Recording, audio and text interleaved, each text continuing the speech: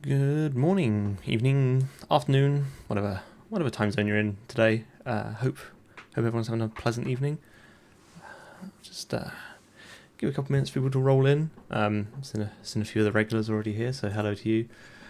Gonna pick up where we left off from last week. So if that is meaningless to you, I'll do a quick recap and preamble, and we'll get everyone up to speed. But yeah, we're going to look at the last little bit of like the Diablo 2 content, I guess, video. I'm very well, thanks. How are you? Because I think it was kind of fun. Like last week's stream was like my best ever in terms of like people showing up. So thank you very much. Hopefully it'd be great if we got similar numbers this week. If not, it doesn't really matter. I think it's still fun.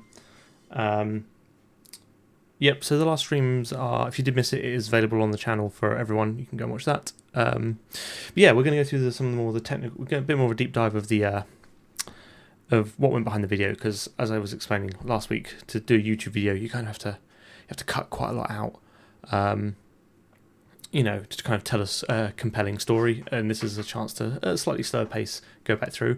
Also, it's a good test for me to see if I can remember what I'm talking about, because the context for the video and that sort of knowledge is slowly fading since uploading it. I tend to upload a video and then immediately forget about it, but hopefully we'll get there. Also trialing out a slightly new setup today. I don't know why I'm pointing, because you can't see, but here I've got a separate screen with the chat on this time. So before I was trying to manage it all on one monitor, so it's also sort of close to the camera, and I got a better light above it, so hopefully I've seem a little bit more engaging, and it's easy for me just to kind of keep focused at the mic and switch between that. But that's I guess maybe more interest to me than anyone else. What might be more interest to everyone is that some of the feedback I had from previous streams is the little like pop-up alerts thing. I think was a little bit egregious. Every time someone subscribed, it would pop up saying, this person subscribed, which for me is fills me with a warm fuzzy feeling knowing people are subscribing. But I suspect that if you don't spend all your free time looking at my analytics like I do, you're probably less interested. So I've toned those down a bit. So it's more just like the super chats and the super likes and things I definitely don't want to miss. Those will be sort of more of a pop up. But yeah. I'm glad you've. Someone's saying they're going through the D2 content and going through some of the process stuff. I'm glad you're enjoying it. I really enjoy doing these kind of technical things and just talking about them. So yeah, I'm glad people are kind of enjoying it and coming along for the ride.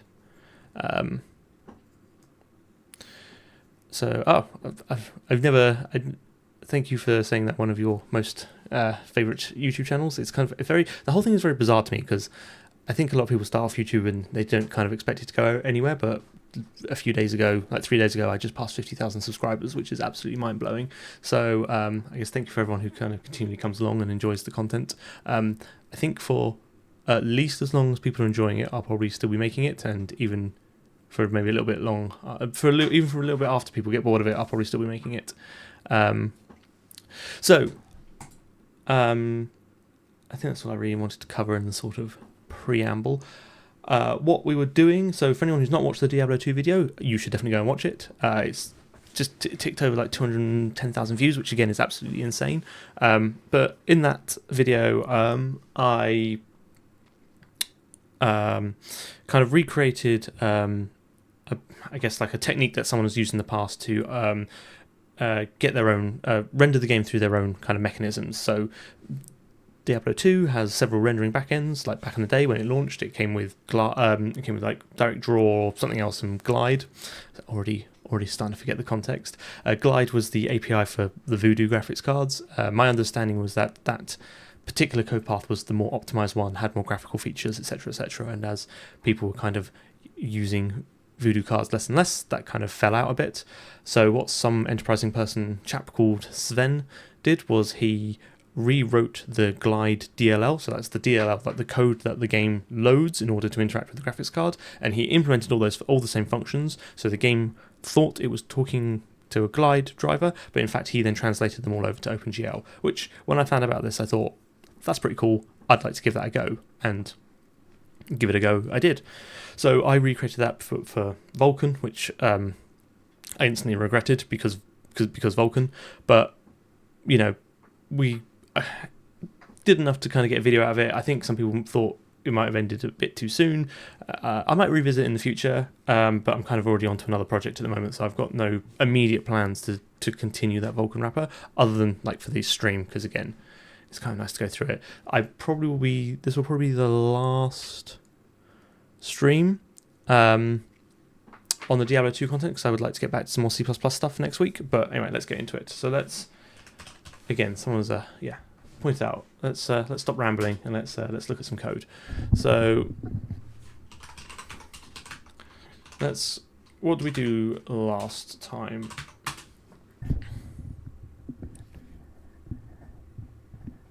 You're assuming I'm from the UK? Yes, I am indeed from the UK. Do you have to be in London to get the best developer jobs? I mean, it's hard to say because I'm not really in the market for getting a new job at the moment. There are a lot of tech companies in London, but there are a lot of other kind of tech hubs around the UK.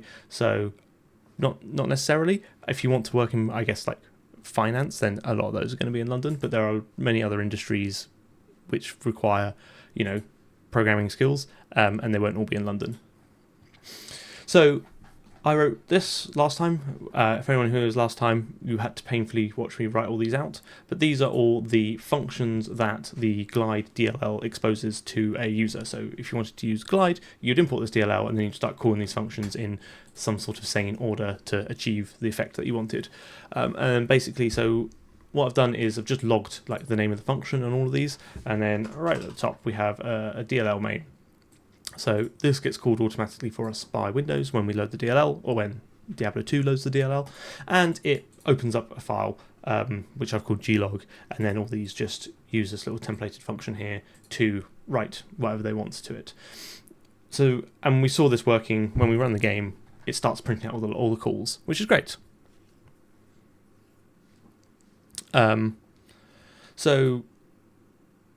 So we kind of got to the point where the game would load. Let's just run it and see where we get to. So if we run the game, so you run the game by passing the 3dfx flag, which says please use glide, and then we've in this directory we've provided that glide DLL.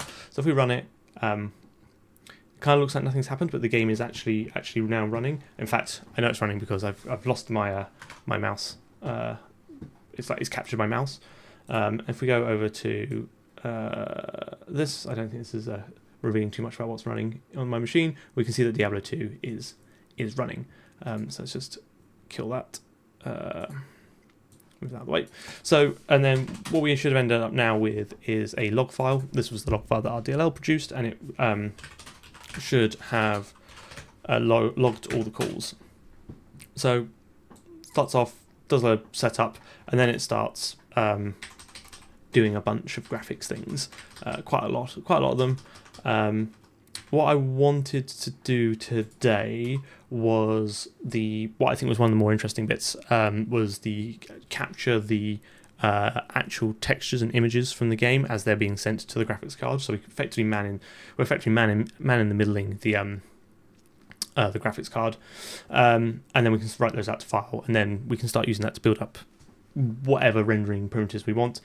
If we get to start doing some of the Vulkan, we will. It's a bit of a mess. I wrote it. It's not great, and it's a little bit fiddly, but we might get there. But the main thing I really want to do is kind of go through go through the docs. Basically, I say how I figured out what it did. I read the docs, but we can kind of go through that and write some code to pull those out. That's the plan. So we've got the docs that was published. I just found this on the internet, 1998, a great year. And then what we'll do is we'll start looking at these calls and figuring out what's going on. So you've got gr text download bitmap. So gr text download bitmap. I'm bigging this a bit. So this is, when it says downloading the bitmap, this means it is, I would say, uploading it to the GPU, but you call this function when you want to transfer sprite or graphics data to the graphics card. It has this format, which has the somewhat now infamous small log2 arguments and the large log2 arguments, and then the aspect ratio log2 format, and then the data. So combining kind of, I'm sorry, that's the gr text info struct. You then have a few extra arguments as well. So the TMU is the texture management unit. I believe it supported multiple of these. I found that it didn't really matter because we are not a Voodoo graphics card, so we can kind of ignore that. The start address is when you're programming Glide, you basically say within this like texture map unit, please put this pixel data at this address. You kind of have to specify the address that you want to load the memory into. Again, we don't care, but what we can do is use this as almost like a unique identifier, because we know that there is unique address, there's unique data going into this address. Even odd, I can't remember, I'll have to read down a bit what that does. It's something to do with the mip maps, and then you've got this texture info, which basically says all these. Now, there's some diagrams here, which kind of says what's going on. I don't really care, because I kind of went through all this. But you can kind of see here, like, the start address within the TMU1 is where you start writing the data. And then this kind of multi-band thing here is interesting, because these are the multiple log levels. There is somewhere a good diagram of all the LOD levels and how they sort of relate to each other. But for the life of me, I cannot find it now. Maybe we'll come across it later. But basically, the way it works is you can upload... Oh, is that it? Here you go. So it supports multiple LODs. So the idea is that you can have the same image at different levels, and then, depending on if you're doing mip mapping or how far you are away from it in a 3D scene, you can pick an appropriate level of detail. That's what LOD stands for the image. And you basically, these are kind of contiguous in memory. So you upload one LOD and then another. That's what, I'll get there in a minute, these kind of multiple files represent. Come on.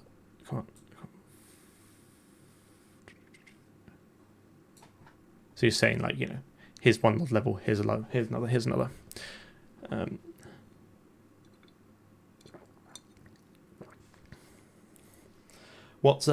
Do I use LLMs? Yes, I use ChatGPT and I use Copilot. Not religiously and not to like the detriment of anything else, but I find it's great for writing. In fact, actually, I've probably got Copilot, and I tend to just turn off Copilot for stuff like this. I find it great for like boilerplate code, and like when I know that it's an already solved problem and I don't want to faff around figuring out the logic, I can sort of write some comments or kind of get some prompts there and kind of get me going in the right direction. And for writing tests, and if I'm writing getters and setters, maybe the member should be public, but whatever. Do you know what I mean? If I'm writing like the same kind of boilerplate over enough lines, it tends to pop out with like reasonably good code for that. So yeah, I use them. So basically, the way this works is you are kind of just given like a pointer to some data. The pixel format is going to be in, and then these three numbers, and you're kind of like I had to read the docs a few times to try and figure out what this means. Basically, this will be a number between 0 and 8, and this will be a number between 0 and 8, and that represents the log 2 of the smallest dimension and the log 2 of the largest dimension of those images. And then from there, you can use the aspect ratio to work out whether that is the width or the height. And then from there, you can work out how many images there are. So basically, if you do a for loop between this and this, you will iterate through all of the images, because that's just the way it works. You'll only ever have and the number of images between these two numbers, and you can use this. It sounds like a nightmare. I think we're just going to write some code and start figuring it out.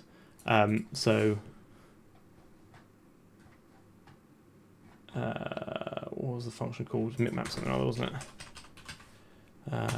GR text download mipmap. So I think the first thing we're going to do is just start writing out some of these arguments. And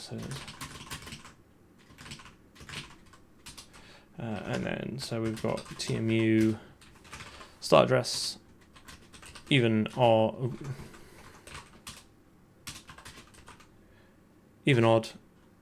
and then info small log2, info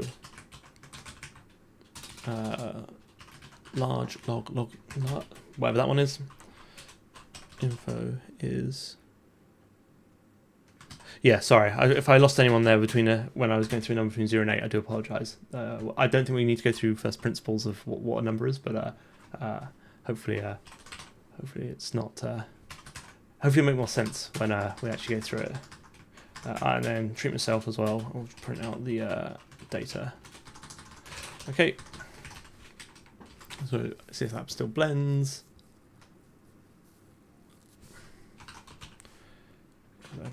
Oh.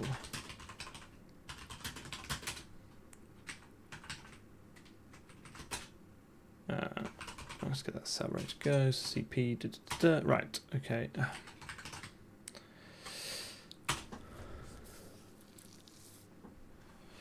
Okay. So let's remove that file and run it again. I think if I press escape, although the screen is, although you cannot see the window because we've not done anything with it yet, it does progress it through to like the main menu.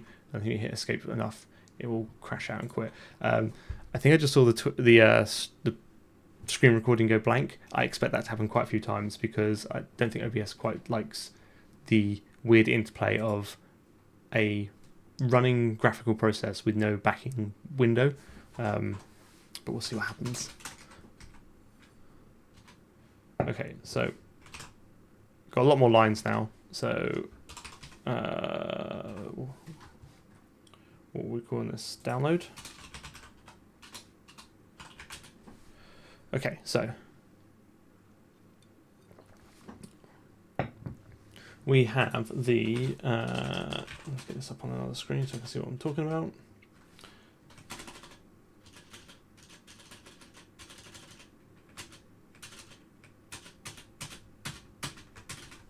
What was the gr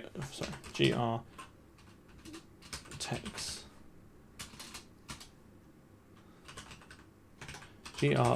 I'll get there in a minute.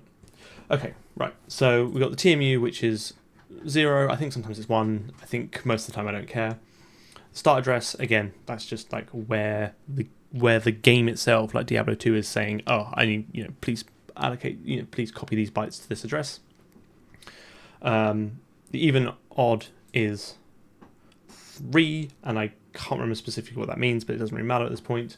And then the small log 2 is 4, and the large log 2 is 4. So from what I remember, because Diablo 2 is a sprite-based game, it only uses 2D sprites. It doesn't actually use multiple bitmaps per texture download. So these are always the same number, which kind of simplifies things a little bit.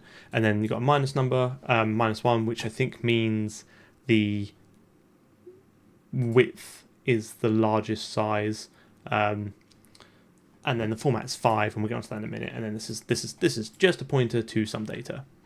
Again, it's the same each time because I suspect what it's doing is it's allocated some sort of static buffer for kind of marshalling this to the graphics card. So somewhere in the game, it's going to copy data to this. It's then going to call grtext download bitmap to this, and then it's going to copy the new data into this. That's what I suspect is going on. Yes, that's correct. If these two numbers are equal, if small log and large, I really should have picked a better game to do like a deep dive on a live stream with, because I keep getting fumbling over my words. But if the small log 2 and the large log 2 are equal, then there is a single LOD.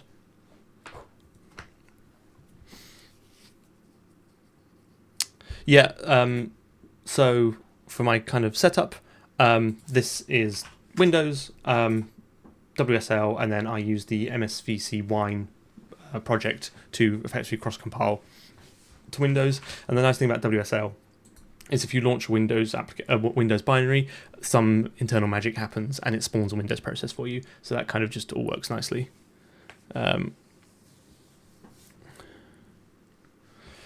So let's have a think about this. What do we want to do? So I think we could start reading pixel data, right?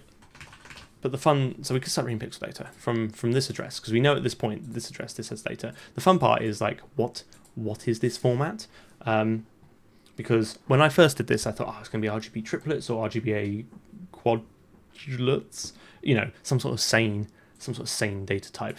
But in fact, it is not. Oh, let's see if we can see this in code actually. GR text, GR texture format. So these are the possible texture formats that exist. So you've got 8-bit, so that'd be grayscale. So each pixel represents the same RGB value.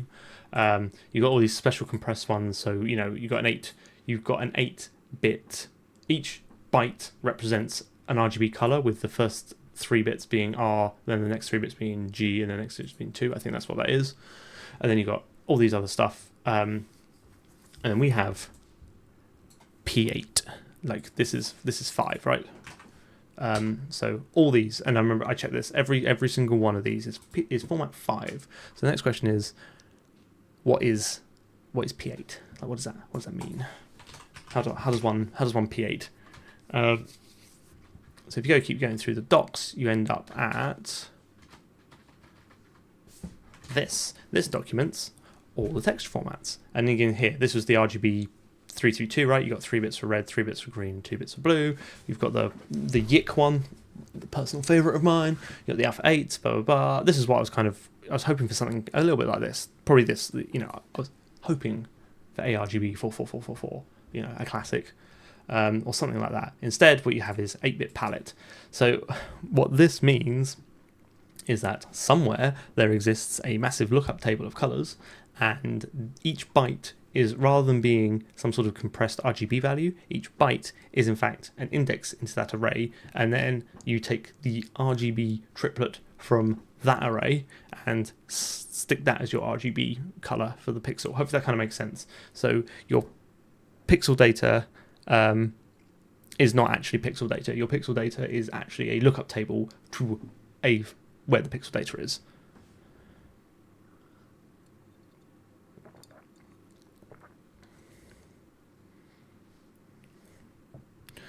So then the question is like, right, well, how does I feel like half the battle is knowing where the data is, but half the battle is kind of knowing what this format is. So the next thing is like, how do I decode this? Where is this palette? How do I find it? So I basically kept going through the docs until I found the proverbial color palette section. So an 8-bit color palette is implemented in all TMU chips after revision 0. I'm sure we're using greater than revision 0. It's a 256 entry RGB table that is accessed during rendering by texture formats P8 and P88. These two texture formats store an 8-bit offset into the color palette for each texel on the texture map, which is basically what I just said. I kind of just, this is I gleaned all this, wrote some notes, and then went through. The process of downloading the tables and palettes is described later in this chapter, so we should probably go later into the chapter because at the moment I don't actually care about all this. Whereabouts later in the docs, who knows? We'll have to keep going, but I'm sure it's... Here we go. Downloading a decompression table or color palette. So, texels. So there's this other. The YIC format also does this apparently, and AYIC. Because effectively all it is this is kind of a way of compressing the data, right? And then so you use this GR text download table function where you say, here's the table type, and then here's the data. So if we can intercept this, then we can, if we can intercept this, then we can download the palette, and then once we've got the palette, we can then start downloading the image data. That's what we're going to try and do.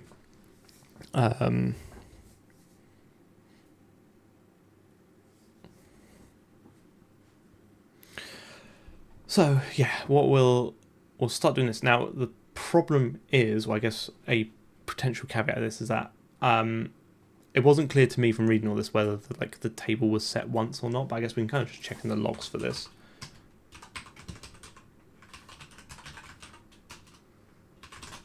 So it's not. It's set multiple times. So what we need to do is we need to maintain in our library. We need to maintain some sort of state. So every time gr text download table is set, all future mipmap download calls should use that. And then when we call this again, we need to replace it. So it's just kind of a case of maintaining that kind of bookkeeping. But that is what we will do. So.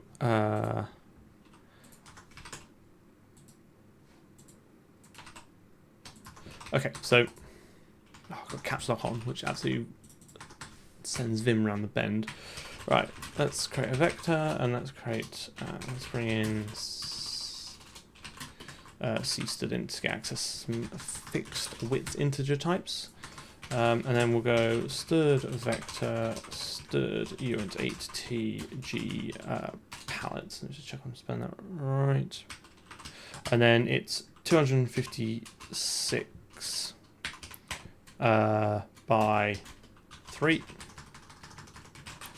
So there's going to be 256 entries of 3 bytes a piece. So that should be enough to get us going with. Oh no, round brackets because C++. I don't want it to be an initialized list. Okay, so now we can go to the palette function. What was it called? No, sorry, download. Obviously, it's the download table function. Okay, so when we do this, what we're going to do is we're going to copy those bytes. Over. So I think what I might do is just assert that type equals gr text table palette. I think that's right. Just on the off chance we get something else and then something else go wrong.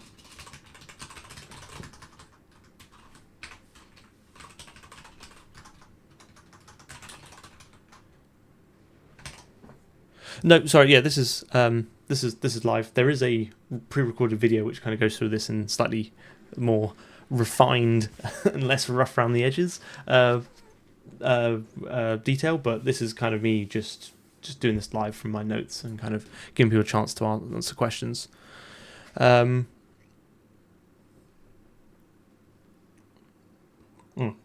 I still trying to get Diablo 2 to work with Vulkan? As in, like, I'm gonna do as much of that as I can, but I will definitely be going no further than the videos in these streams. The idea is just to kind of give people a chance to answer some questions and you know, kind of just go through it in a bit more low level detail. I'm sure people are sick of me saying that, but that's the plan. And then I might revisit it in the future. It's kind of hard doing projects for this when like there's not a clear goal to a video, because you know I'm doing this for YouTube first and foremost. So whether there's interest in a sort of 12-minute video of me just bashing my head against weird Vulkan errors, I don't know. Like, there's got to be kind of like a story and a narrative there. But I might revisit in the future, or maybe we'll just do it live. You know, I find live streaming is great for things that don't necessarily fit into like a YouTube format, a video format. No, I've never really done any actual Diablo hacking before. So the question was I around sort of Diablo hacking sites back in the heyday? Because this chap here was a moderator. No, I wasn't. I've kind of just picked this up as a fun challenge recently. Yeah, so I was just kind of looking for games. For ideas for videos, I do often look through the comments, and someone was like, someone somewhere was mentioned Diablo, so I started doing some digging, and then I found the Sven wrapper, and then I kind of was like, that sounds like a fun challenge. I like solving interesting puzzles.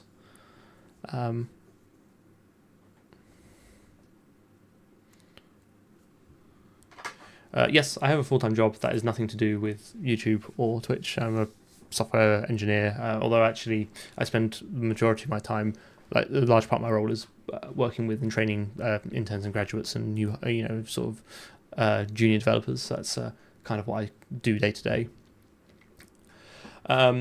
Let's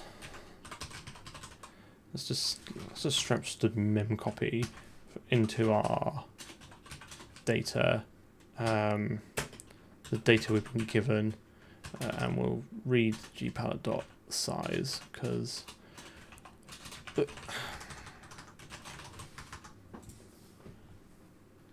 that must be the amount of data it's given us, right?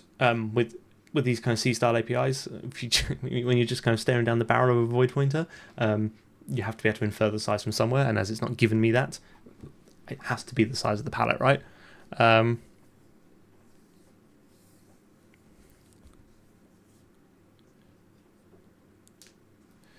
So let's give that a go. Copy that over, and then we'll see.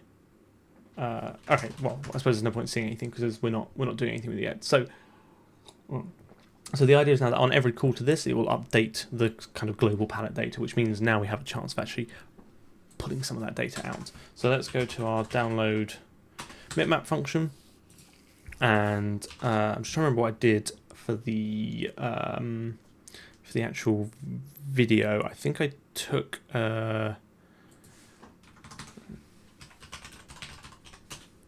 took a array of them and pulled the image data down, and then I did a lookup table. But let's just see if we can. Let's just see if we can think about writing these to disk. I think because what I want to do is basically just dump them all to disk so we can actually see them, and then we can kind of figure out what we're going to do with them from there. So I guess we know that, or at least we hope that info as small 2 is equal to info small large log 2. Let's just get that insertion out of the way. So we then know that the this raised to the power of 2 will be one of the dimensions of the image. That's kind of the whole point. So if you, I don't know if you can actually, if it's got them in, yeah. So if you look at the LOD levels, these hash defines 0 to 8, and then 1, 2, 4, 8, 16. So it's 2 to the power of this number. So I think that's just why they did it. They could give you this integer, and it's kind of up to you to do your own exponentiation. But that's what we'll do now.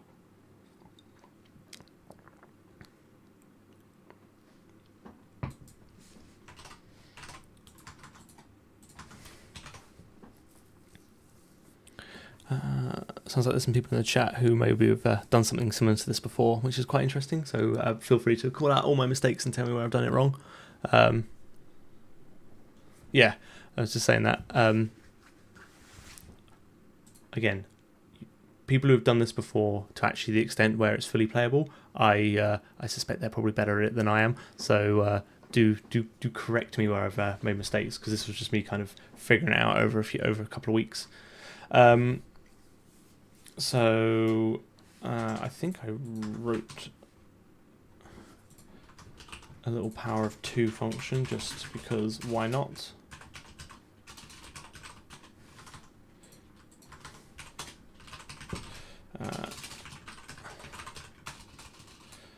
Template stood into integral t pal 2. Well, it's even pal 2 at this point, I suppose. So yeah, and then t result 1 for auto I equals 0, I is less than value. Because I don't think there's any integral power of 2 function in C++. If there is, then I'm wasting my time. But I remember looking, and it was just for floating point types. This could probably all be const expr as well, but you know, who actually cares at this point?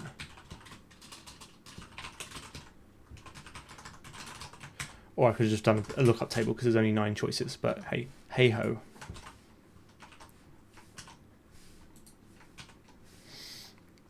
So we know that the dimension is pt.2 of info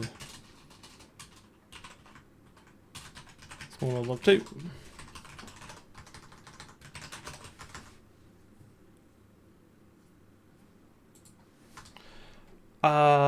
Yeah, is there a bit is there a bit shift? There probably is, because you're right, it's just raising it to that pound. Yeah.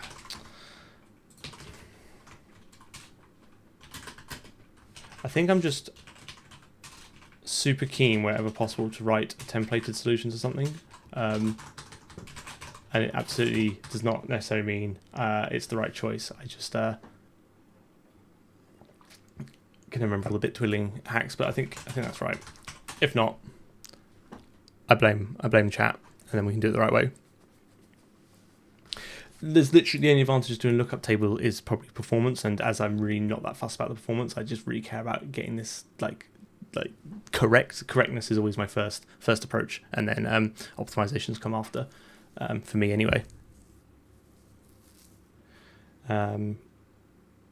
Okay, so now we need to resolve what the actual width, I suppose. So what the actual width and height is going to be.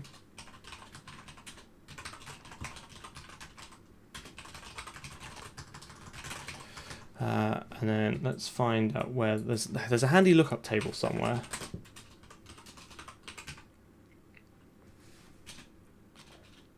Which has it all in.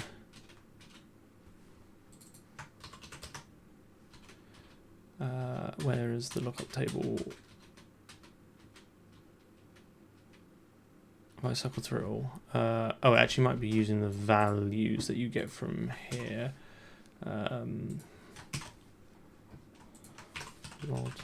Log 2 underscore.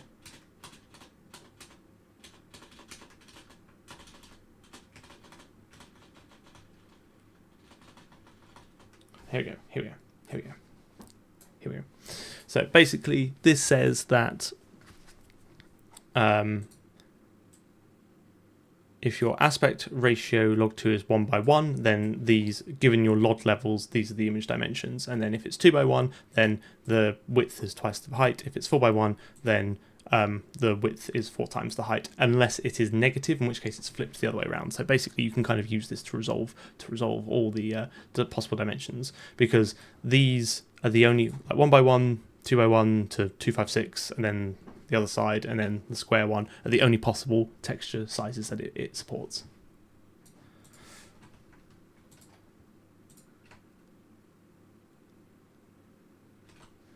So I think what we do is switch info aspect ratio log2. Again, there is almost certainly a smarter, clever, more efficient way of doing this, but when I actually did this, all I did was just aspect log 211, and then did like width equals dimension, height equals dimension,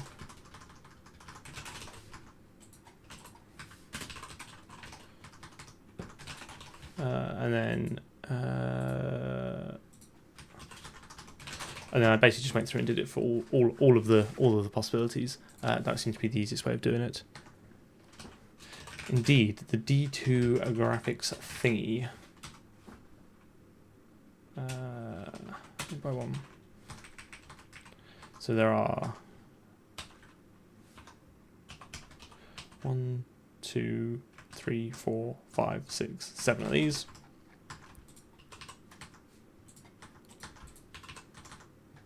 And then that would be 8, 4, 2, 8, 4, 2, and then we can just simply divide these by this 4, and then over 2, and then this would be over 8, and then this would be over 4. It's another week of watching me not know how to be super efficient with Vim macros. So this is for specific textures that are being uploaded to the Glide API. Later on, these will be referenced in draw calls. So basically say, I'm going to do some draw calls now. Please use this texture that I've uploaded. So that's kind of how that works. It's very similar to OpenGL in the fact that you kind of you create your images and then you get back like a handle to it, and then you basically say, this is now the active texture. All future draw calls will use this until I change it. Yeah, so we're going to intercept them as they go up to the Glide, as they go up to the Glide API. Have I tried looking for header size typical value formats? I'm not really sure what you fully mean by that. I've got a bunch of headers that I found, which like this. Maybe that's what you mean. So all these types I kind of just found in a header file on the internet. So let's log this because almost certainly would have got it wrong somewhere.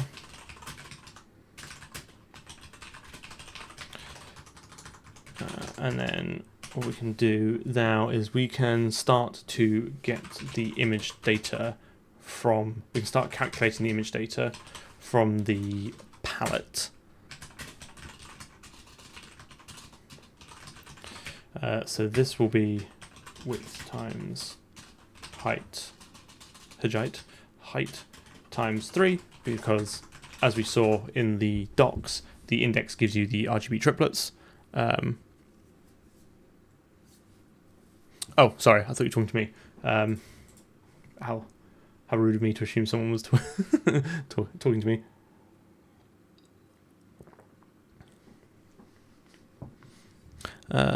I'm in college learning C++ at the moment. What do you recommend to try and make? I have some experience with other languages, but I'm not too creative and want to push my limits. I think my kind of go-to projects, I have a couple of go-to projects when I'm learning a new language, because they're ones that I've made in other languages before and kind of give me a good starting point. One of them is a ray tracer. I think it's just it's an excellent project to do because it's graphical. Like I feel like you're actually producing something visual, but you don't have to worry about windowing or like like OpenGL or any of that nonsense. You can like just produce an image and be like, yes, I wrote code that produced that image. And then if you keep like a backlog of these that you've created before, you can kind of see those evolve over time and compare them against other languages. The other reason I like a ray tracer is because it's quite it's a limitless project, right? So you can keep adding and subtracting as many features as you want. So you can go quite deep. So you can start seeing like, how do I parallelize this? How does this language or this framework handle threading and concurrency and stuff like that? So it kind of gives you an avenue to explore more advanced topics, but also I think it's kind of it's got quite an interesting like architecture like components to it.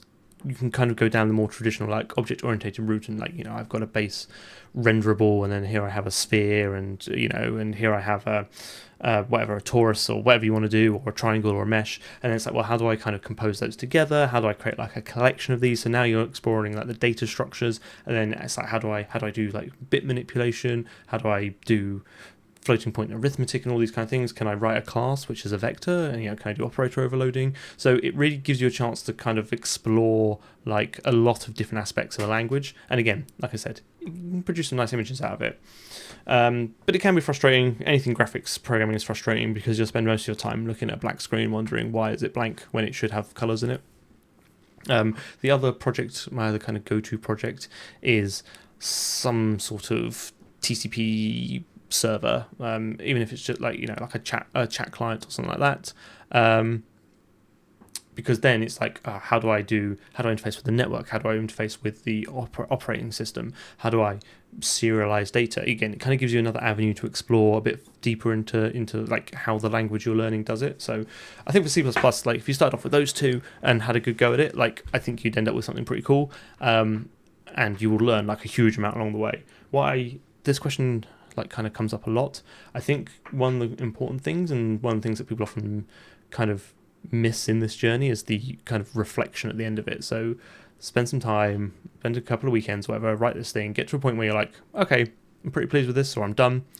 Put it to the side, go away, take an evening off, have a beer if that's your thing, and come back and then have a look at it and like reflect on it and be like, okay, what did I like? What didn't I like? What was difficult? What did I struggle with? What did I have to copy and paste? What did I find on ChatGPT that I didn't understand, etc., etc., etc. And then kind of like learn from that, and ideally throw the project array, like, well, create, move it to raytracer dot backup, and then write it again, like using all the lessons you've learned and like trying to cover the bits that you found difficult and like uncover new parts of the language to try and make some of these things a bit easier.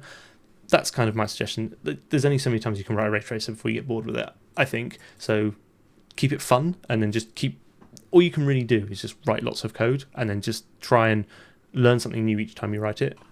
Bit of a digression there, but I think it's kind of important, because I understand, like, I feel sorry for someone learning C++ in 2024, like from scratch. The language is so big and it's so complex, and every 3 years you get a whole bunch of new features which basically kind of, the idioms and the best practices change and evolve, and it's like, oh, well, now I shouldn't be using that, I should be using this. Oh, but this compiler doesn't support it, so what do I do? I think you've got to kind of carve out a little bit of a path forward and just expect that you're going to just have to write a lot of code and make some mistakes and kind of just see where you get with it. I do want to get back to doing some more C++ streaming, just because there's lots of interesting parts of the language that I find it fun to talk about, so I think we're going to do that next week. I've been... thank you very much for the super chat. That is very much appreciated.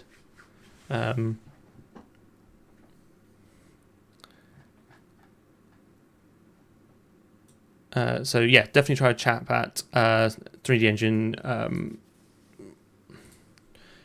I'd definitely try to chat, like, go find where is it? I think this is a really good site. Not only because it look like it's made straight out of the 90s, but this is like the guide to networking, and it goes through all the syscalls and everything you need on Linux, right? But so that will tell you how to write TCP server, UDP server, whatever, and how to do it all with like the in C well, sorry, yeah, it still looks like it's out of the 90s. Yeah, it's a classic guide. Read it, read it, go through it all.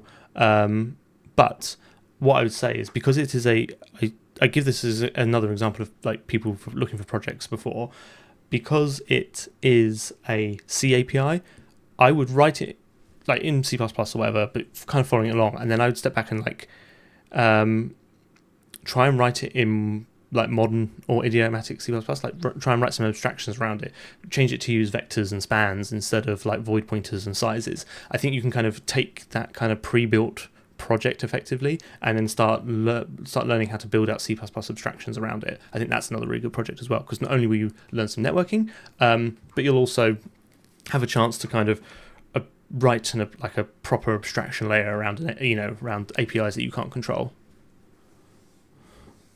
I'm hoping for reflection in C++26. I think it's on the cards. I think it's looking good. The syntax is weird, not maybe what I would have picked, but here we are. We'll see how it goes. I'm looking forward to having to play around with that.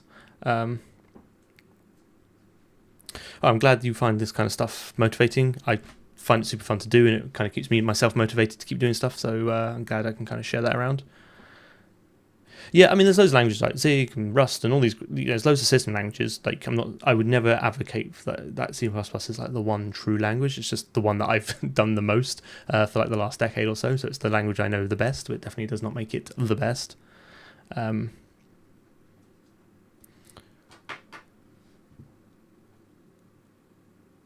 Oh, is my mic and webcam out of sync? I don't really know what to do about that. I have like... Is it like off-puttingly bad? I've absolutely no idea how to rectify that. I have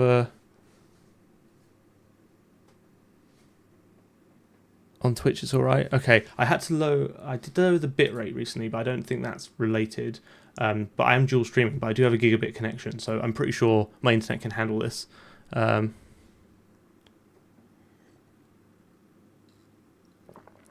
Okay. sounds like when not everyone has the issue, then I'm okay. It's possibly not my fault, but because there's absolutely nothing I can do about it. But I'll Google around and see if there's some sort of like comment, like some things I can do to improve things.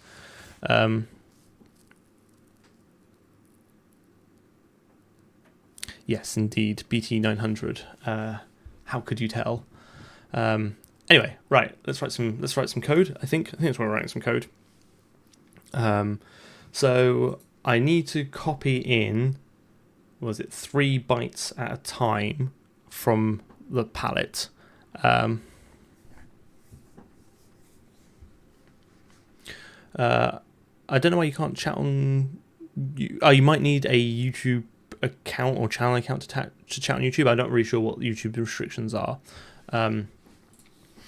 Anyway, let's go back to this because I at least want to. I normally stream for about an hour and a half, and I would really like to dump the images at the very least, even if we don't get onto the Vulkan stuff. So hopefully this kind of makes sense. The number of bytes in an image is the width times the height times the number of bytes per pixel, which is we're assuming is RGB. So that's going to be the size of our buffer, and basically we're going to just start copying data into it.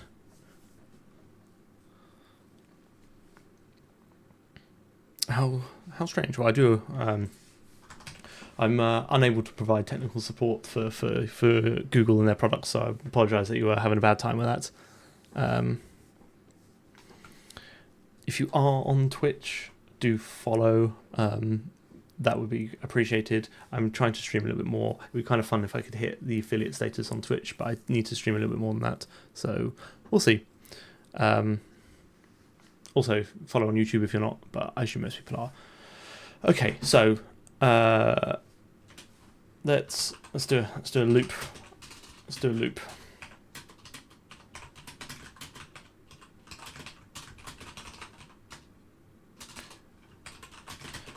It's a universal truth that you can't type when people are watching you, which is absolutely terrible for streaming.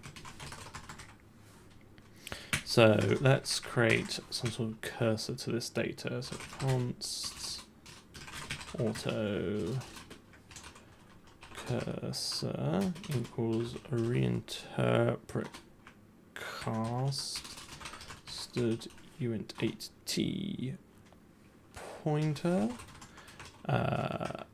info. Oh no, what have I got?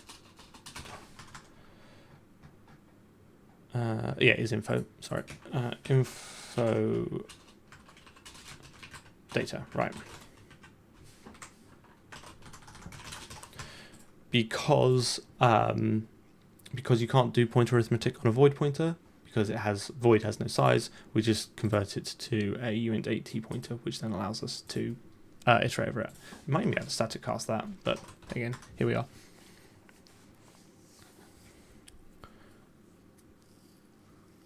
I've thought about doing tutorials before, but there's so much good tutorial content out there. I mean, and there's also quite a lot of bad tutorial content out there, but I don't really know what specifically I could add that others haven't, if that makes sense.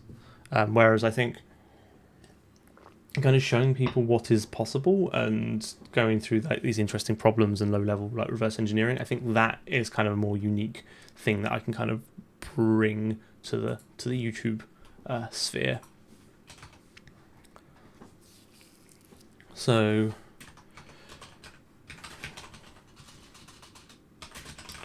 our index will be our cursor, right? So what we're going to do is each byte, trying to remember, making sure I get the arithmetic right, but basically we want to dereference each byte in the actual image data itself, because that is going to give us the start of the RGB triplet. So then we can do const auto r equals g palette, the index times by 3 plus 0u. Oh, steady.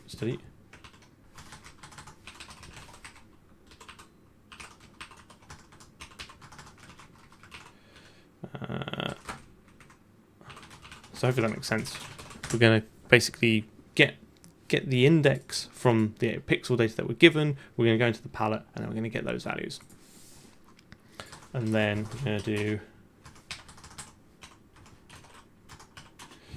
image data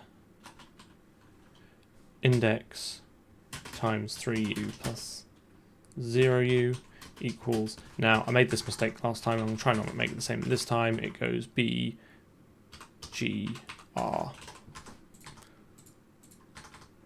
I think.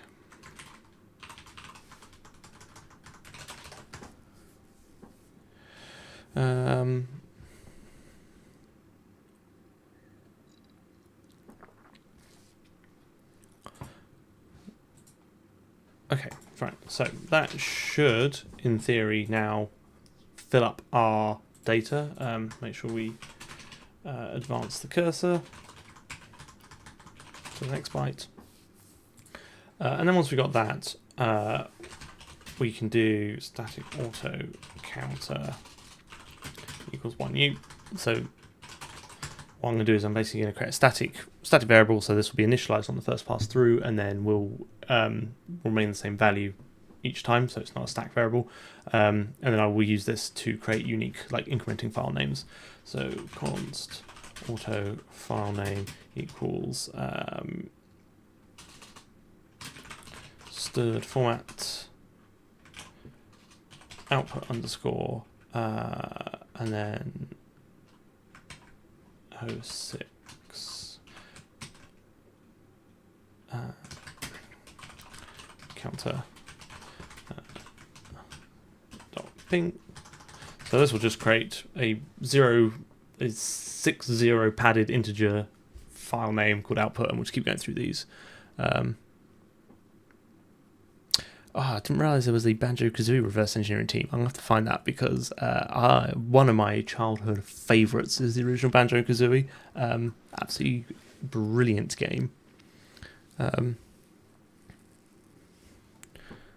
Yeah, again, like, how are you going to do this in Vulkan? It's a little bit tricky, but we'll see how far we get. Yeah, this is C++.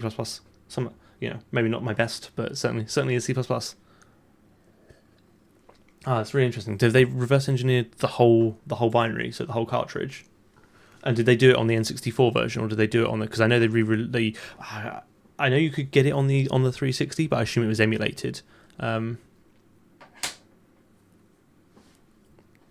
Yeah. So the U just makes this. So when I'm using auto, which is type deduction, C++ will deduce the type of this variable to be whatever's on the right hand side. So by default, integral constants are int type. Got there in the end, and then I just out of habit put u on the end, because in my mind, if you don't expect a variable to be negative, like, why would you ever give it that possibility? Especially in terms of, like, API design, like, don't give people the possibility of giving you a negative number if you don't want one. Oh, I didn't realize the 361 was an actual port. That's interesting. I know it did have some quality of life improvements, and I remember specifically this is really boring for people who are not in Banjo-Kazooie as much as I was, because each time you left the level, it would remember how many notes you collected, and on the original N64 one, they all reset. So if you wanted to collect all 100, you had to get them in one go, and I remember them changing that in the 360 port. I just assumed they'd maybe recompiled the original, but that's interesting. Okay, let's see if this... Oh, I now need a way of actually writing out the image, don't I? So for that, we need SDBI. So if no one's ever used this before, you should... Well, only if you need it to solve, the problem this solves. These are single-file image libraries, so they allow you to read and write image formats, but all as a single header file. They are absolutely brilliant. So I want SDBI image write. So in one single file, you'll see it's absolutely... have I moved that window? Oh, what a nightmare. Steady, stay on target. Okay, fine. I've lost my train of thought now. This has basically... I needed it again. an implementation for ping, JPEG, and a few others all in one file, and allows you to read and write them. It's pretty good. So we go raw, grab that URL. We'll get that, and then we can just include. I guess this is a third party include, isn't it? So stick it down here. Hash include stbi image write. Nice.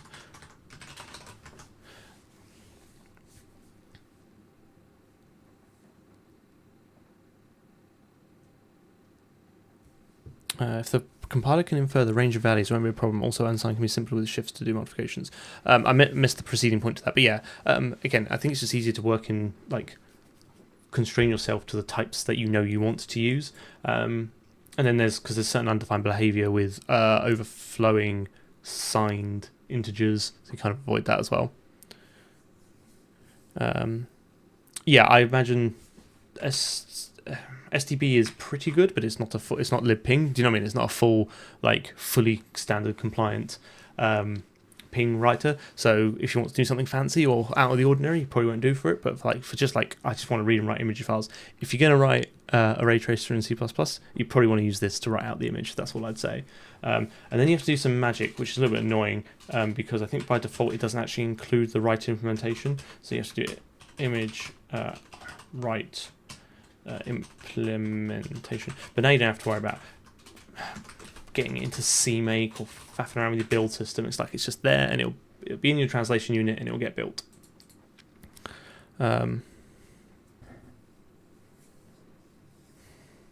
Yeah, I'd say so. It's interesting seeing reverse engineering with high-level languages like this. I am a software engineer probably before I'm a reverse engineer. So I guess that's kind of why a lot of this sort of comes out in what I do.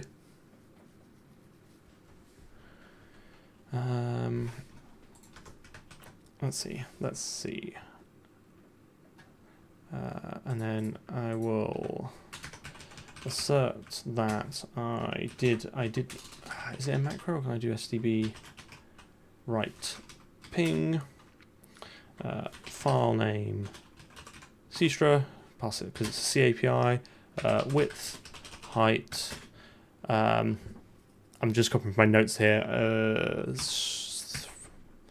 3 number of elements per pixel, a pointer to the data, and then the stride would be width times 3. And then as long as that doesn't equal 0, then we are onto a winner.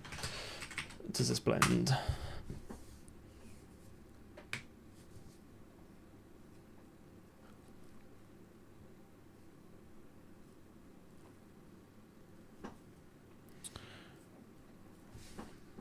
Okay, that indeed did blended. So let's cause our OBS to get unhappy again with a blank screen and see where we get to.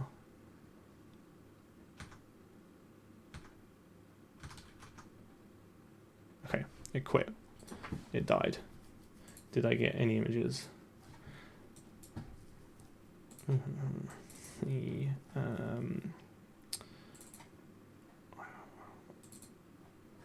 Okay, it did not print any images. There are no images here. Oh, I got one. I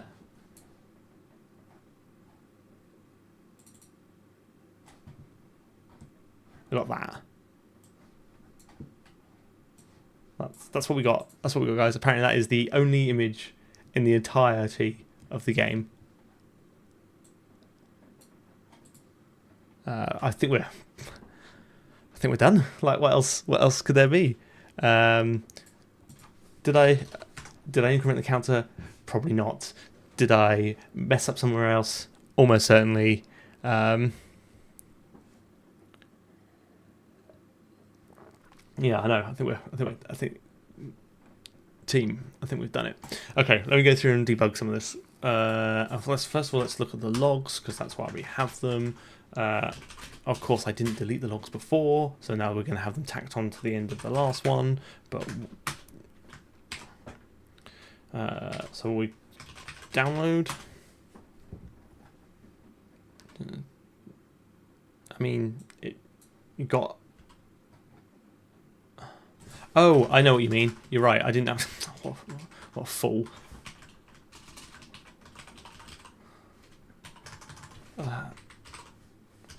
It's going to write the same image over and over again. So we know that the last image we got was that hot mess. Let's try that again.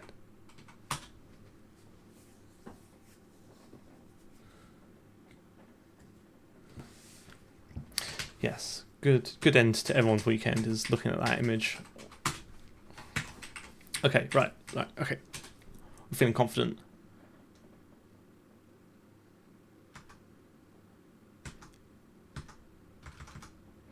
Does it go? Does everyone see a blank screen there? Because on OBS it just goes apart from my mug, the whole thing goes blank for like 2 seconds. Yes, nice. Okay, fine. Great. Okay, I've got some more images. I must admit, none. Oh.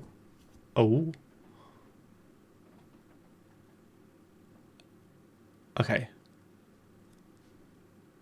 Not looking quite right, but it's certainly there. Look. That.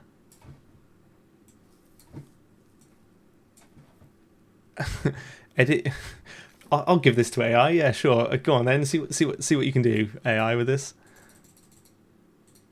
Again, we're basically there. So, obviously, I'm kind of joking around a little bit. I definitely had this problem when I did it for real. How am I choosing which palette to use? There's an API call which says here is the palette, and then I know any upload image after that is using that palette.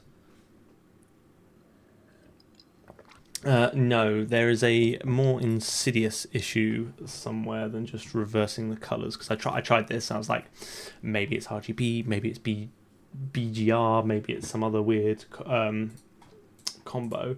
But somewhere in the docs, it absolutely tells you what this issue is. Let's see if we can find it. It's somewhere around where what the P8 is. So like, again, RGB. I don't care about the alpha component because I'm controlling the data and then I'm passing it over to a ping writer, so I don't have to care about that. Something to do with so is this it?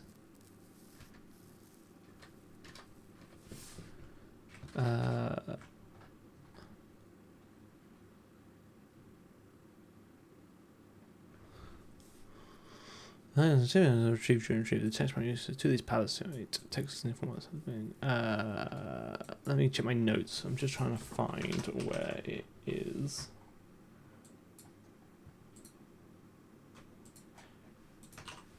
This was it. This was it. I've just seen it.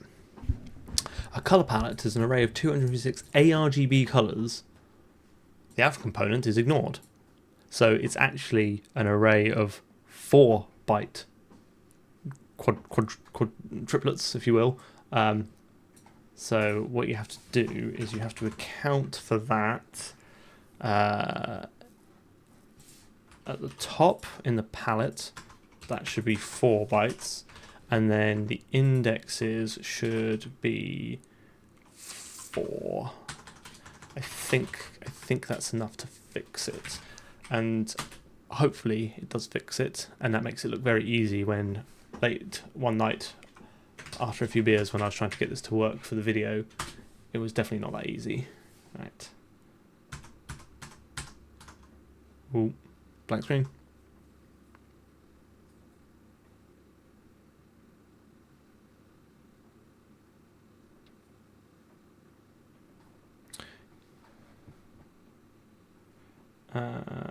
Okay, fine, where's me? It's not. Here you go. I just didn't. Right, so you can see here, it's. Right, we've done it. Guys, we've done it. Team.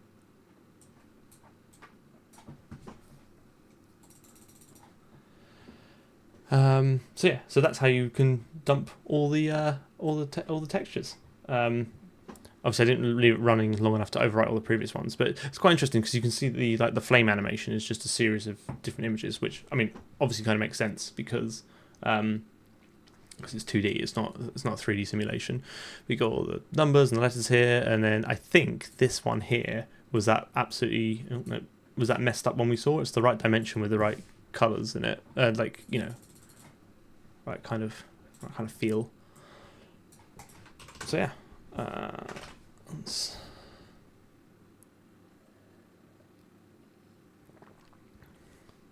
So yeah, this was definitely before like shaders. This was, I guess, what you'd call. I am not a graphics expert, but I will speak with some confidence as if I was.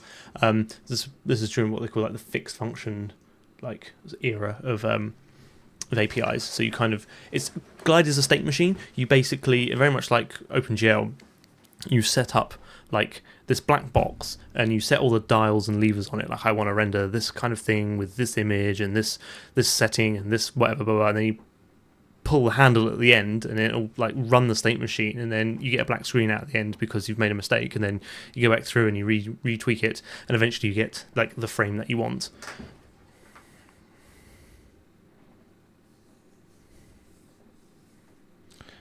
Yeah, I think there's probably some additiveness into it. There's definitely some glide functions which set like the blend mode. So yeah, OU should be 01. Where?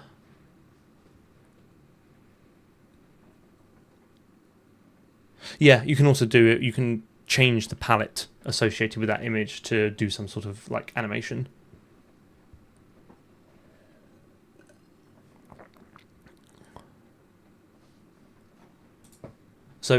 So I'm reading from 4-byte components, but I'm writing to 3-byte components.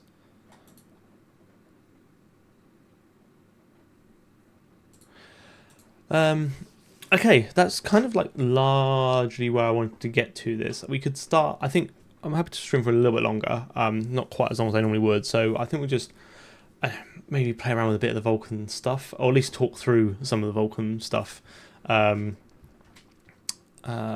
Yeah, let's try that. So let me. So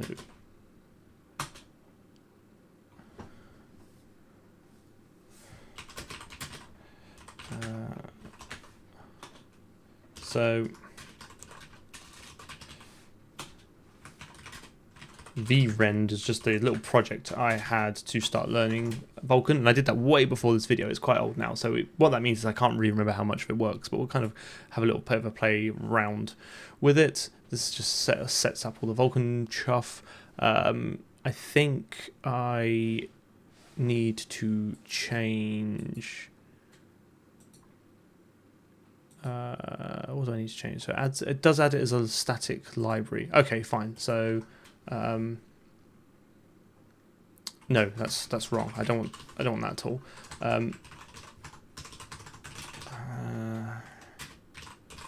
Where's the vrend file? Nope. Get there in a minute. Vulkan. Sorry. vrend Vulkan CMake. Target sources vrend. Oh no, maybe it is. Oh, I do want a static library. Okay, fine. Interesting. I thought I built it as an executable. Anyway, let's see if that builds. Okay.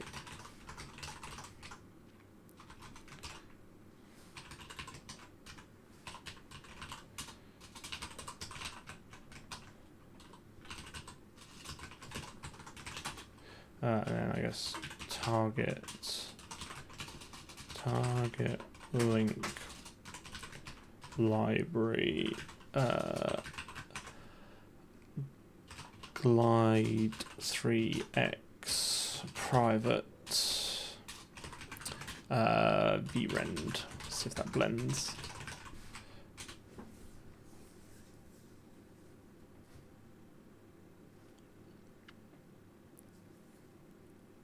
I don't know if anyone is a consider themselves a Vulkan expert or well versed in Vulkan, but if you are, what I've written will probably horrify you.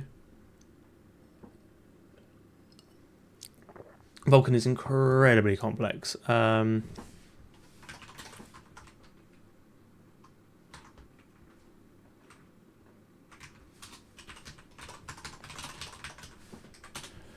Yeah, Vulkan is incredibly complex. It's really interesting because it kind of gives you like full control over your graphics card. It's very much taken a step back from what was all this?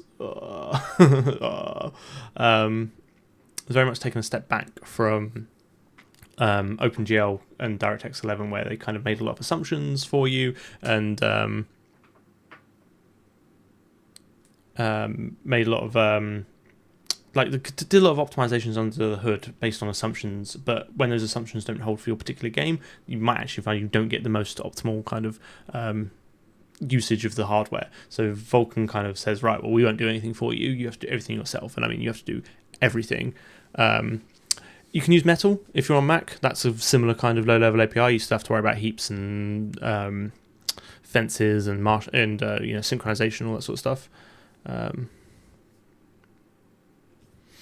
So vrend is, yes, I could use exclude from all, but I think I need it in this case because it's a bunch of code that I wrote that I definitely want to kind of compile and make sure I get all the warnings for.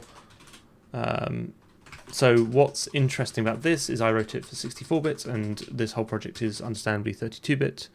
So I think the first thing I had to do for this was to fix that. Oh, and there's also there's a weird oddity I found with MSVC. Only in 32-bit mode, and I couldn't really recreate it outside of this. But it's to do with CTAD and the. Let's see if I can pull it up. So Vulkan image view. It's also not the kind of code I would normally write because it's not very well documented, which I don't really like, but I was just kind of hacking on this in a few evenings. It doesn't like this.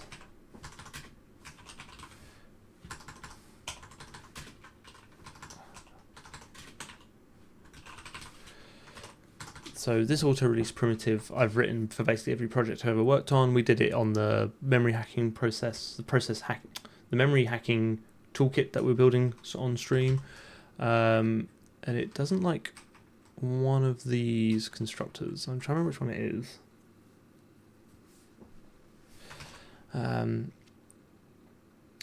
No overloaded function convert all the arguments. Auto release lambda cannot convert from vrend. I think it doesn't like the auto. I think if I remember correctly, it gets really funny about this auto here, and it kind of deduces the wrong. It's either deducing the wrong type, or it's not. I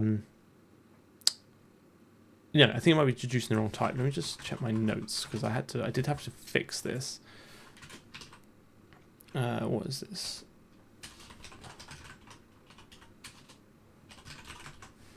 Image view CPP.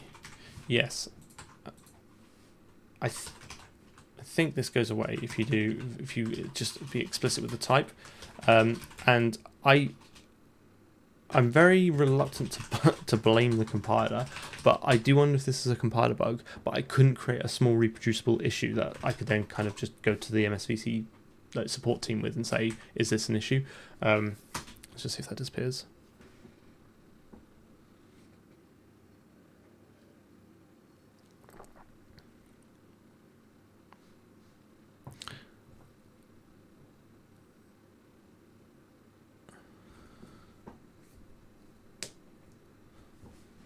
Alright, was that one of the errors that is now gone?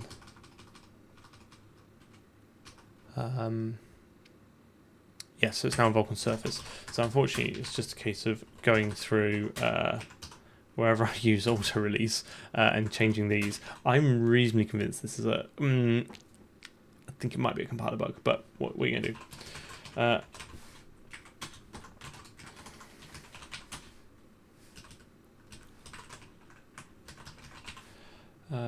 Is it surface coher?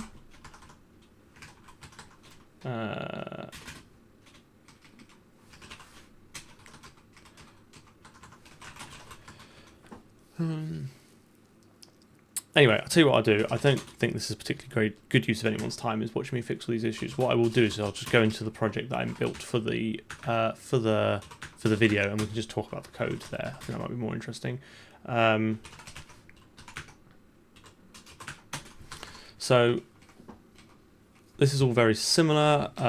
The kind of difference between what we've done and what I did for the video is I started putting out a lot more useful stuff. So I had these functions which converted these hash defines to strings because it was just more useful for printing stuff out.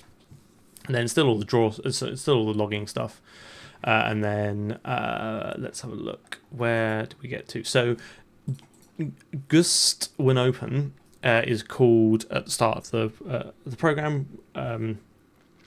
Diablo calls this when it's created a native Windows handle for you. This FXU32 HWIND is a handle to a native window, and then this allows you to do the graphics specific initialization you need it for it. So if you're using OpenGL, you need to create like an OpenGL context.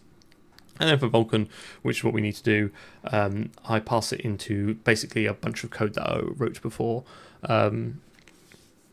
So I have a window object, and then I pass that HWIND in, and then I create a Vulkan object. So the window object is let's have a look, where is it? Is it window? It's pretty standard Win32 chuff. It creates the window X. It just sets the position, clips the cursor, and then sets up a messaging loop using the window proc callback. And then I'm just looking for key down events.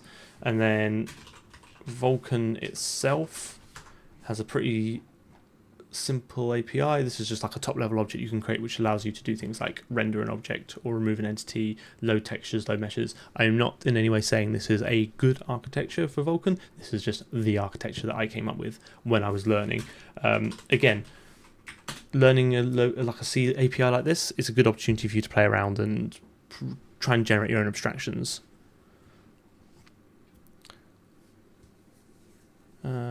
So I think there's a conversation going on about leak-free code and C and stuff like that. Someone's pointed out that C++ has smart pointers, so these are effectively garbage collectors. They're just determinist. No, it's fine. I'm happy to have a conversation about it. I like talking like engineering. Like you can think of C++ smart pointers as deterministic garbage collection by and large. Like you can kind of a reasonably good idea when things are going out of scope and what's going to happen, and they allow you to kind of overcome those memory leaks or memory issues. All the standard library containers have bounds checked access operators, but they also have unbounded ones. So you have a choice. Like if you want, you can have it throw an exception every time you try and access a vector out of scope, out of range, right? I'm curious, like, why you don't like smart pointers. Like what is it that is like offending you about them?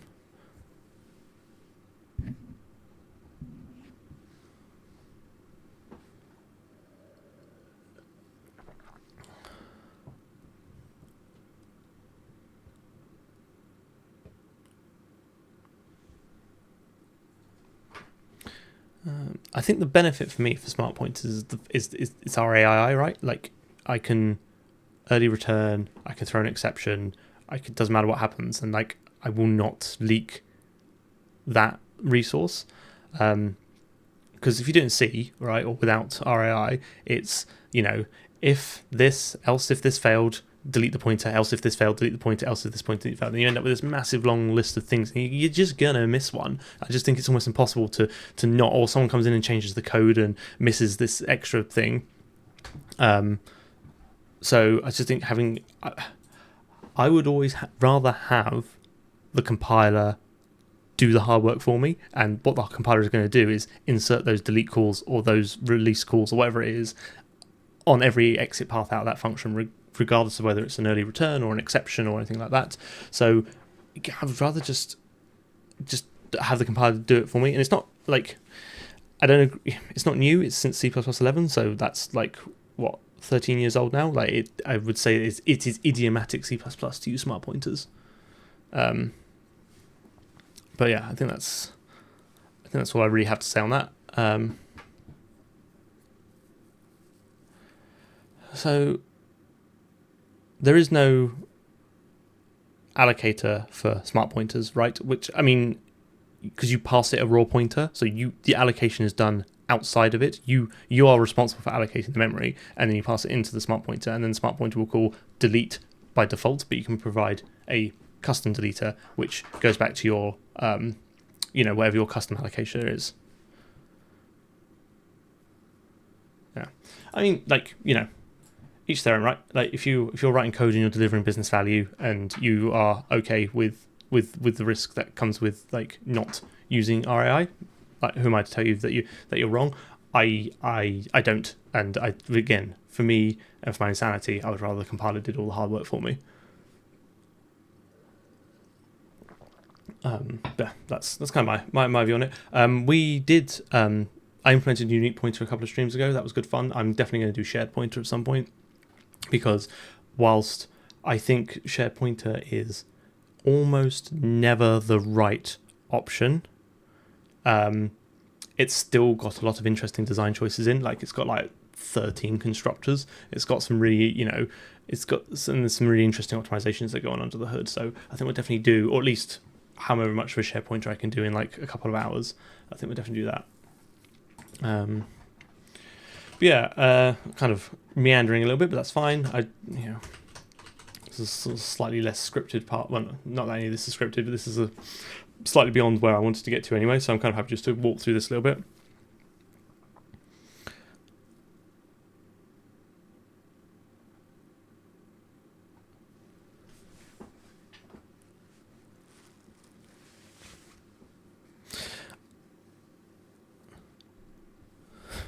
Good C++ design is figuring out ownership and lifetime. Shared pointer is giving up. I kind of partially agree with that. I think if you think hard, like taking a slightly, like, I don't know, a slightly different approach to that, I think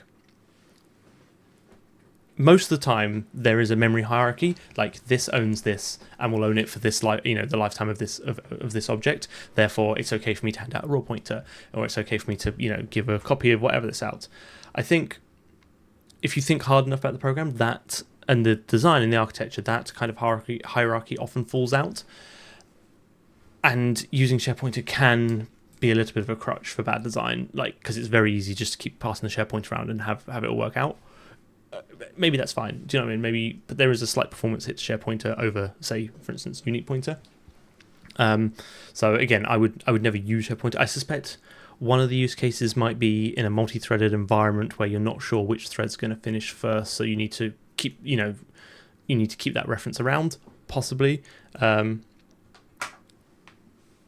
But again, like, I think if you're using share pointer in a single-threaded environment, you can probably figure out the memory hierarchy and then just use a unique pointer once and then just pass around raw pointers. But that, again, like, these things are all subject to, like, they're all very specific to the situation, and giving like broad strokes advice like this doesn't kind of cover the nuances of the individual situations. And I would never say never use this, that, or the other, because the whole point of C++ is that it has everything. So you have all the tools, all the toys in the toy box to kind of build the solution you need. Personally, for me, I don't see a lot of need for share pointer, but I have absolutely, like, a huge need for unique pointer. What do I hate about C++, and what other people hate that you're okay with? Oh, it's good. It's an interesting question. I think the verbosity of it sometimes is. What I don't like is that there's a huge barrier to entry. I think it's very difficult to learn and sort of to become effective with it. I think there's a huge amount of weird edge cases and things that you kind of just pick up along the way that, it's very kind of quite hard for new people to come along. A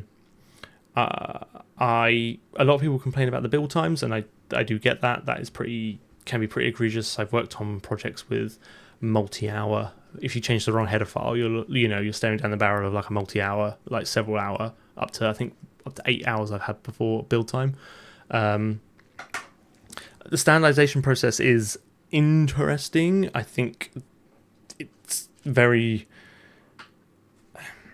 nice that you kind of get a new version and new stuff to play with every 3 years. I'm not involved in the standardization process, so I don't have any first-hand experience, but from the outside, it does look quite convoluted and a little bit political, but I can't really say with any authority about that, because I'm not involved in that. I think possibly that. I don't mind the fact that there's multiple ways of doing things, because I like the fact that it doesn't impose any particular paradigm or way of working on you. It kind of leaves it up to you. Like I love C#. I think it's a great language, but it's very much an object-oriented language, right? Like even like main, like Hello World is a class, right? I'm not saying there's anything wrong with that, but I'm saying it does kind of, there's like a paradigm you're expected. There's a happy path, and that happy path is a particular paradigm, whereas C++ doesn't really matter, right? You know what I mean? You kind of, if you want to write procedural code, you want to write functional code, if you want to write object-oriented code, if you want to just write it all in assembly, do you know what I mean? You've got all those choices there, so I think that's actually a benefit, but that does come with the complexity again, especially for people learning the language of like, what is best practice? Like, what is the right way forward? And sometimes there are multiple ways of doing it.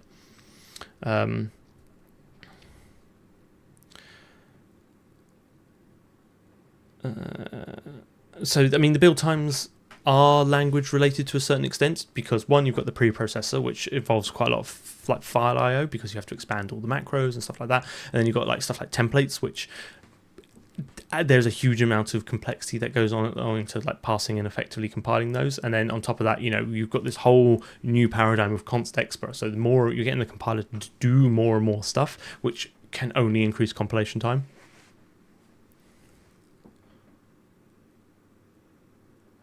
I mean, function pointer versus lambda, again, like they're all just tools, the right tool for the right job. I would probably prefer, like, I don't like comparing those, doesn't really make sense, because that's like one of them is a pointer to a function and the other is an anonymous class with the call operator overloaded on it. I would prefer to write a lambda, but you can probably, you can pass that into something that accepts the function pointer. And then concepts and templates are two, they kind of go hand in hand. You can't really use one without the other. So I would templates with concepts, like yes please. The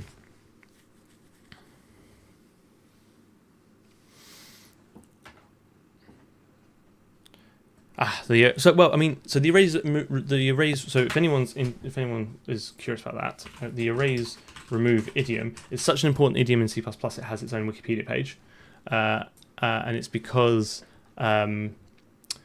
you have to first remove elements, which basically means all the ones that I don't want, I will shift them to the back of a collection, and then I will erase from that point to the end.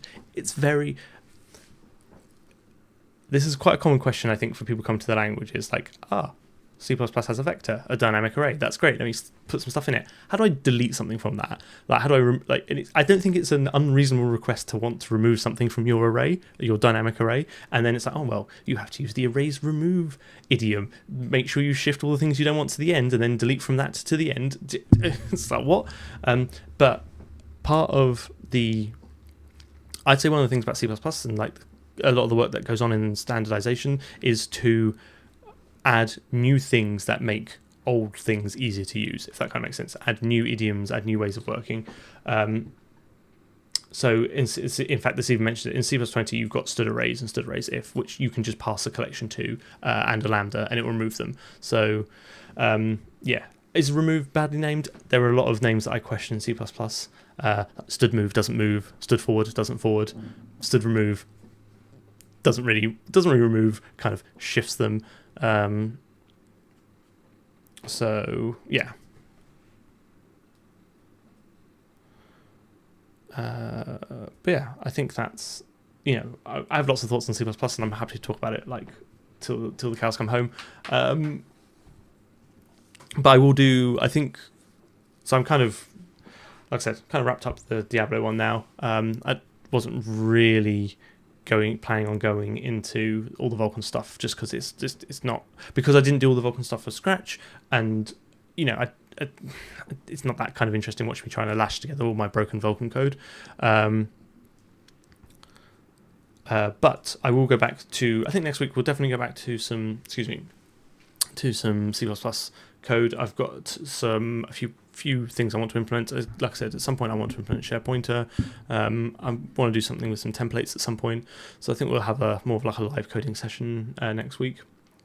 In addition to that, I do want to try doing a few more ad hoc streams that aren't programming related, because I think it'd be fun to hang out and play some games or something. So you might find I might just start streaming some games. We can hang out and talk software and do that. I think that'd be good fun. But the Sunday stream will remain like a big technical stream. Like I definitely want to keep that, and then maybe add some extra stuff.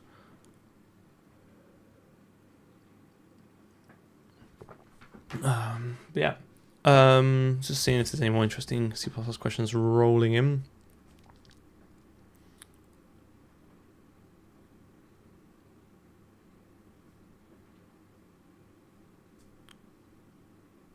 But yeah,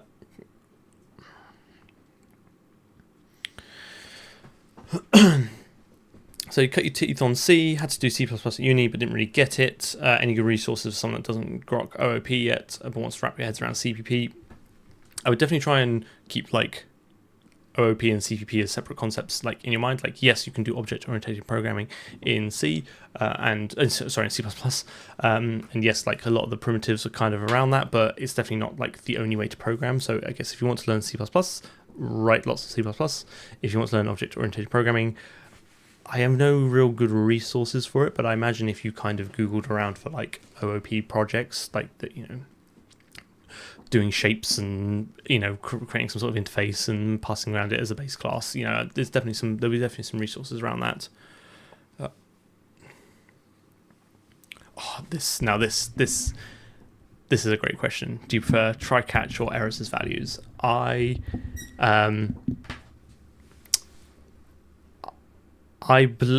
For me, the correct way to handle an error is with exceptions, and this always is a controversial opinion.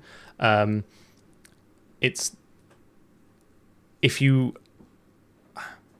this phrase that you should throw an exception when something exceptional happens, and like that is like a useless tautology. My philosophy is, if you encounter an error that you cannot meaningfully recover from within that function, i.e. there is no way for you to meet the post conditions of that function, then you should throw that as an exception for someone else to catch and deal with, right? What you're saying is, at this point in time in my current scope, something has happened that I cannot recover from, someone else should have a go at it. But again, what I kind of caveat this with is that this is down to the API and the post conditions.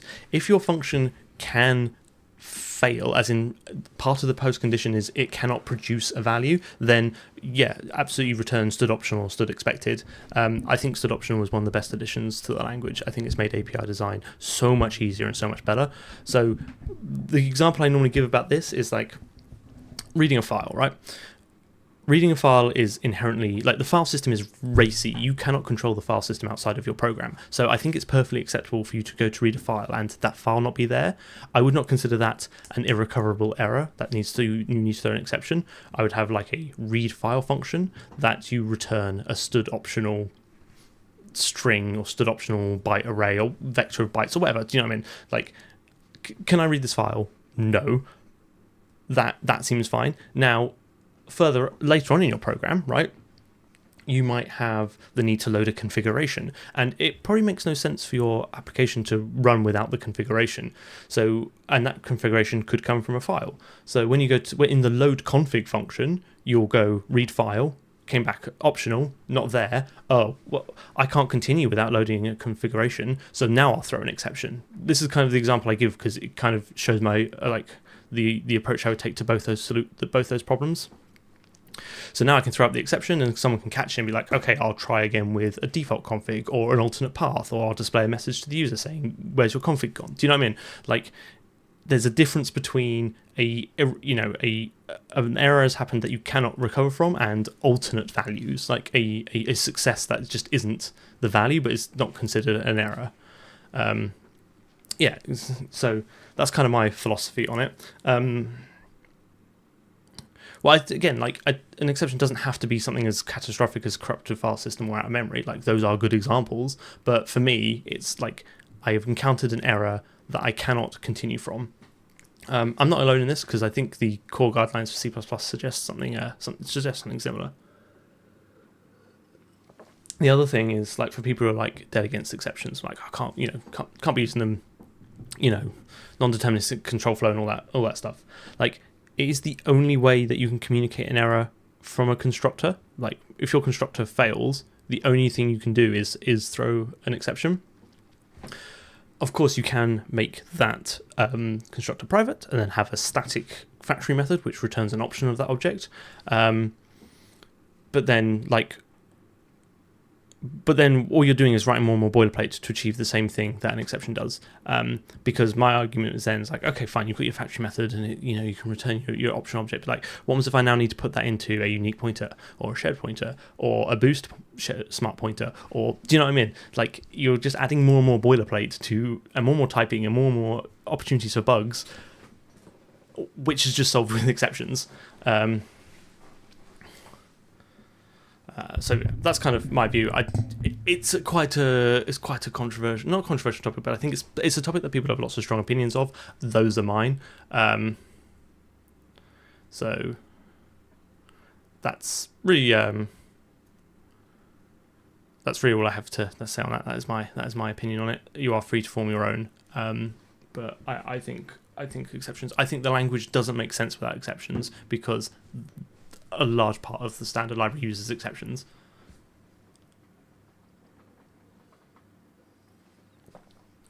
Right. On that bombshell, I'll leave that with you guys. I'm going to wrap this up. I'm going to have a beer. But yeah, we will reconvene in a week's time and we'll do some C++, which I think will be fun. Go through live, do some coding. My plan is going forward is to do the next 1 or 2 streams after a video, like doing a deep dive on it, give people a chance to ask some questions, go through some things I might have glossed over. I am working on the next video at the moment. It is pretty complex. So far I've had to bypass a keygen, 4 anti-debugging techniques, and now I'm trying to unpack a packed DLL. So there's definitely a lot of, I'm hoping there's enough to get an interesting video out of it because there's a lot of fun technical content. So yeah, I'm looking forward to bringing that one out, and then we'll do a live stream, 1 or 2 after that. But yeah, you might see me pop up saying I'm streaming. Yeah, 256 viewers. I'm pretty pleased with that. I think we had nearly 500 last week, which is absolutely insane.